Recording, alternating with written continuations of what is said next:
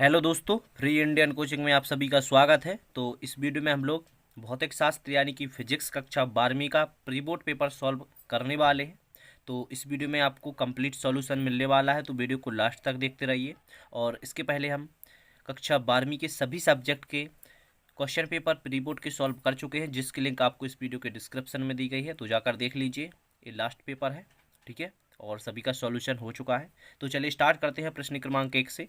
तो प्रश्न क्रमांक 1 में दिए गया है, सही विकल्प चुनकर लिखिए। तो यहाँ पर दिया गया है एप्सिलॉन नॉट है जो का इसका मात्रक लिखना है आपको। तो इसका मात्रक होता है यहाँ पर होगा कूलाम वर्ग अपॉन न्यूटन मीटर स्क्वायर होता है, ठीक है। इसके बाद होगा एक तार को खींचकर उसकी लंबाई दोगुनी करने पर उसका प्रतिरोध क्या होता है। तो यदि आप एक तार को खींचकर दोगुना करोगे ना, तो उसका जो प्रतिरोध होगा वो 4 गुना हो जाता है, ठीक है, 4 गुना इसका आंसर होगा। इसके बाद एक आवेशित कण समचुंबकीय क्षेत्र में इसके लंबवत प्रवेश करता है, तो कण का पथ कैसा होगा। तो इसका पथ होगा वृत्तीय, ठीक है। इसके बाद है भंवर धाराओं का उपयोग किया जाता है। तो इसका आंसर आपको लगाना पड़ेगा, देखिए यहाँ पर सभी में उपयोग सभी लगाना पड़ेगा, ठीक है, क्योंकि सभी में किया जाता है। इसके बाद है विद्युत की तरंग में विद्युत क्षेत्र के परिणाम चुंबक ई तथा चुंबकीय क्षेत्र के परिणाम बी में संबंध यहाँ पर आपको बताना है। तो इसका आंसर होगा बी बराबर ई अपॉन सी, ठीक है, बी बराबर ई अपॉन सी होगा। इसके बाद दिए गए है रिक्त स्थान, ठीक है, रिक्त स्थान की पूर्ति कीजिए। प्रश्न क्रमांक 2। तो इसमें दिया गया है किरचॉफ का द्वितीय नियम खालिस्तान संरक्षण के सिद्धांत पर आधारित होता है। तो ऊर्जा संरक्षण इसका आंसर होगा, ठीक है, ऊर्जा संरक्षण।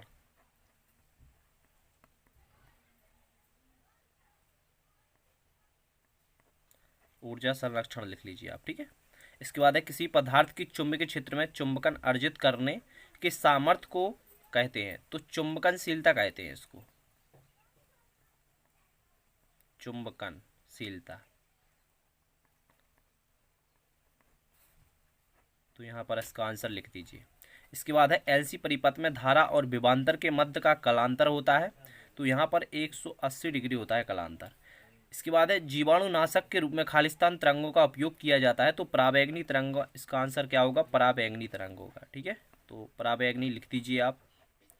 इसके बाद है तरंग स्रोत के प्रेक्षक से दूर जाने के कारण तरंग दैर्ध्य में वृद्धि को खालिस्तान कहते हैं। तो इसे कहते हैं हम तरंगाग्र, ठीक है, तरंगाग्र। तो इसका आंसर आप तरंगाग्र लिख दीजिए। इसके बाद दी गई है प्रश्न क्रमांक 3 में सही जोड़ी। तो देखिए यहाँ पर दी गई है चुंबकीय आघूर्ण होता है जो, तो वो क्या होता है। तो चुंबकीय आघूर्ण होगा AM², यानी कि यहाँ पर आप फर्स्ट का आंसर लगा दीजिए। इसके बाद होगा प्लांक नियतांक। तो प्लांक नियतांक JS होगा। इसके बाद है बामर श्रेणी, तो दृश्य क्षेत्र में होता है, तो इसका आंसर दृश्य क्षेत्र होगा। PN संधि डायोड, तो इसका दृष्टकारी के रूप में होता है। इसके बाद है इलेक्ट्रॉन की रेखीय संवेग, तो यहाँ पर ये लास्ट बचा हुआ है, तो इसको आप लगा दीजिए, ठीक है। तो इस प्रकार आपकी सही जोड़ी भी कंप्लीट हो जाएंगी। इसके बाद देखते हैं प्रश्न क्रमांक 4। तो प्रश्न क्रमांक 4 में दिया गया है एक वाक्य में उत्तर लिखना है, जिसमें पूछा गया है धातु का कार्यफलन किसे कहते हैं। तो इसकी आपको परिभाषा लिखनी पड़ेगी कि किसी धातु की सतह से इलेक्ट्रॉन उत्सर्जन के लिए आवश्यक न्यूनतम ऊर्जा को उस धातु का कार्यफलन कहते हैं। और इसके बाद है आपतित प्रकाश की तीव्रता बढ़ने पर प्रकाश का विद्युत धारा का प्रभाव बढ़ता है। तो इसमें होगा कि आपतित प्रकाश की तीव्रता बढ़ाने पर प्रकाश विद्युत धारा का मान बढ़ जाता है, ठीक है, मान बढ़ जाता है। यहाँ पर बताना है कि क्या प्रभाव पड़ता है, तो मान बढ़ जाता है। यहाँ पर दिया है हाइड्रोजन परमाणु की न्यूनतम कक्षा की ऊर्जा कितनी होती है। तो -13.6 इलेक्ट्रॉन वोल्ट होता है। तो यहाँ पर देखिए -13.6 इलेक्ट्रॉन वोल्ट, ठीक है। इसके बाद है कौन से मॉडल के अनुसार परमाणु धनावेशों का गोलीय मेघ है। तो इसका आंसर होगा थॉम्सन मॉडल, ठीक है, थॉम्सन मॉडल ध्यान रखना है। इसके बाद है सर्वोत्तम गेट कौन कौन से हैं, नाम लिखिए। तो सर्वोत्तम गेट कहलाते हैं नॉर और नैंड गेट, ठीक है। तो इस प्रकार लिख लीजिए। प्रश्न क्रमांक 4 के उत्तर है, एक फर्स्ट है और सेकंड, थर्ड, फोर्थ, ठीक है। तो सभी को एक बार अच्छे से लिख लीजिए, कार्य धातु फलन किसे कहते हैं, और फिर सेकंड, थर्ड, फोर्थ और ये सार्वत्रिक गेट। तो इसके बाद प्रश्न क्रमांक 5 देखते हैं। प्रश्न क्रमांक 5 से आपको स्क्रीनशॉट लेना स्टार्ट करना है, ठीक है, और या तो आप वीडियो को रोक कर लिखते जाइएगा, तो सभी के आंसर आपको रेगुलर बताए जाएंगे। ठीक है, और दोनों में से एक आंसर बताए जाएंगे, यानी कि या तो क्वेश्चन का या फिर अथवा में से एक। ठीक है, दोनों में से एक आंसर मैं आपको बताता जाऊंगा। सभी प्रश्न देख लीजिए, इन सभी के आंसर आपको बताते हैं। चलिए तो देखिए प्रश्न क्रमांक 5 से। तो प्रश्न क्रमांक 5 का अथवा का आंसर है ओमीय प्रतिरोध और अनोमीय प्रतिरोध। तो स्क्रीनशॉट ले लीजिए जल्दी से। उदाहरण देकर बताना था ओमीय और अनोमीय प्रतिरोध, तो देख लीजिए। उदाहरण भी साथ में दिया गया है, तांबे का तार पारा इसका उदाहरण है, और यहाँ पर डायोड ट्रांजिस्टर। इसके बाद प्रश्न क्रमांक 6 का उत्तर है अथवा का। ठीक है, तो देख लीजिए प्रश्न क्रमांक 6 का अथवा है, इस प्रकार आपको लिख लेना है। इसके बाद प्रश्न क्रमांक 7 का अथवा देखते हैं। तो देख लीजिए, ये रहा आंसर। प्रश्न क्रमांक 7 का अथवा है। इसके बाद 2 लाइन ए भी लिख लीजिए प्रश्न क्रमांक 7 में। इसके बाद है प्रश्न क्रमांक 8 का अथवा, तो ये भी देख लीजिए इसका आंसर। इसके बाद है प्रश्न क्रमांक 9 का अथवा। प्रश्न को मिला लेना एक बार। ठीक है, प्रश्न क्रमांक 9 का अथवा का आंसर है। इसके बाद है प्रश्न क्रमांक 10 का आंसर, जिसमें आपको स्वप्रेरण अन्योन प्रेरण में अंतर लिखना था, अथवा वाला है ये भी। तो यहाँ पर दिया गया है स्वप्रेरण और अन्योन प्रेरण में अंतर, 2 अंक का क्वेश्चन है। तो यहाँ पर आप 2 अंतर लिख दीजिए प्रश्न क्रमांक 10 का अथवा में। ठीक है, इसके बाद देखते हैं प्रश्न क्रमांक 11। तो देखिए प्रश्न क्रमांक 11 रहा आंसर। प्रश्न क्रमांक 11 में पूछा गया था प्रत्यावर्ती धारा से विद्युत अपघटन क्यों नहीं होता है। तो देख लीजिए आंसर। इसके बाद है प्रश्न क्रमांक 12। इसके बाद है प्रश्न क्रमांक 13, कला संबद्ध स्रोत क्या है।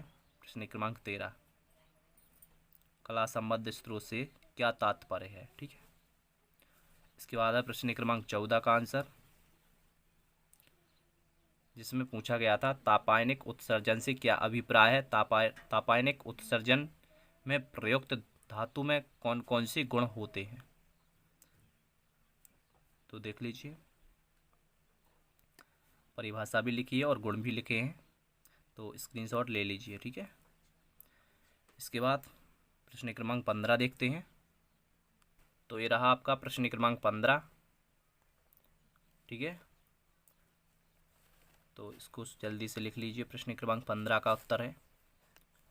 और चैनल पर पहली बार आए तो जल्दी से सब्सक्राइब कर लीजिए, साथ में बेल आइकन भी प्रेस कर लेना है।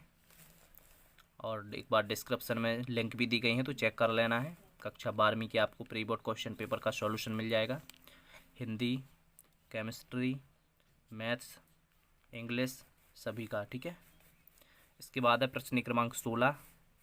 तो प्रश्न क्रमांक 16 का देख लीजिए यहाँ पर। ठीक है, इसके बाद में यहाँ पर है इसका बाकी का आंसर। इसके बाद है प्रश्न क्रमांक 17, संयोजन का कुल प्रतिरोध यहाँ पर निकालना था, तो देख लीजिए। इसके बाद प्रश्न क्रमांक 18 का अथवा देखेंगे।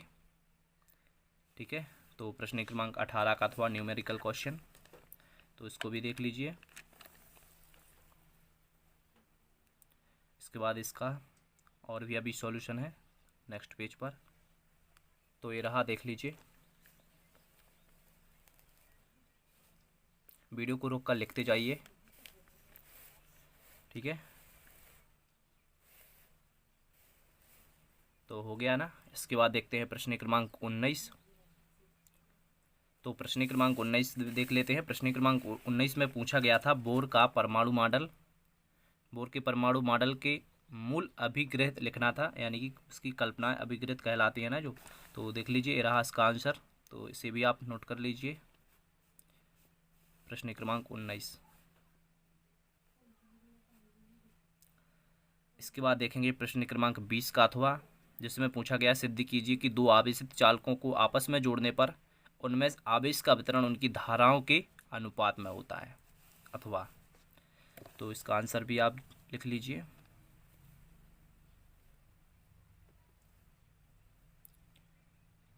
हो गया, स्क्रीनशॉट ले लीजिए इसका। इसके बाद शेष आंसर ए है यहाँ पर, ठीक है, प्रश्न क्रमांक 20 का। इसके बाद देखते हैं प्रश्न क्रमांक 21 का अथवा का आंसर देखेंगे, जिसमें श्रेणीबद्ध एलजीआर युक्त एसी परिपथ का आरेख और फेजर आरेख और धारा विभवांतर कलांतर प्रतिबाधाघात सब कुछ यहाँ पर निकाला गया है। प्रश्न क्रमांक 21 का अथवा है, तो देख लीजिए। इसके बाद इसका शेष आंसर यहाँ पर होगा, तो ये दिया गया है।